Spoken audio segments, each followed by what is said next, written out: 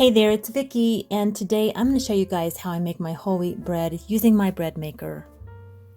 I originally found this recipe on the King Arthur's Baking Company website. I have it here and I'll have it in the description.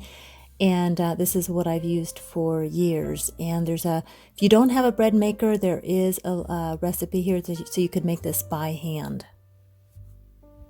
And I am using the Braun Chef Premium 100% whole wheat flour for my bread today, and this has become one of my favorite breads. I hope you enjoy today's recipe. I'm going to start with adding 1 1/4 cup of lukewarm water to my bread maker.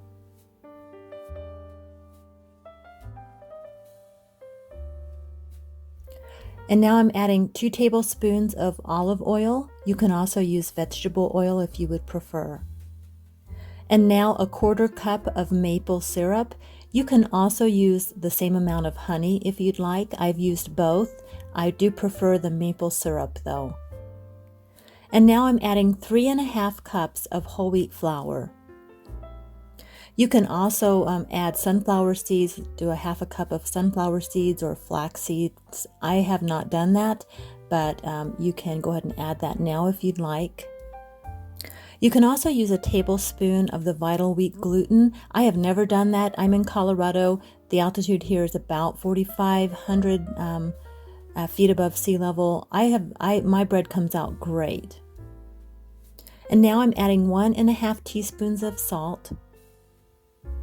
The recipe calls for 1 1/2 teaspoons of the instant yeast. I am using the whole pack. I just buy the individual packs, and I know it's more than that, but it works really well. And now I just turn on the bread maker and let it work. It takes about 4 hours. It goes through the fermentation process, it rises, and then it kneads it again. It goes through a couple processes of cycles of kneading and then fermentation. And then you have this beautiful loaf of bread.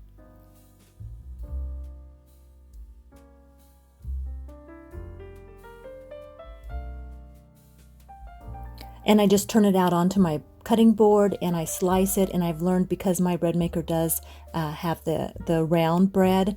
It's an older bread maker. I don't think they even make these anymore, but I have learned to cut this into just the right size that fits my toaster, and I can also use it for sandwiches.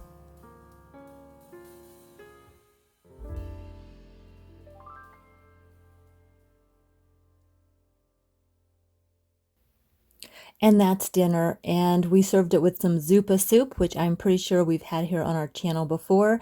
This is so good. Hope you guys enjoyed this recipe. Have a beautiful day. We'll see you next week.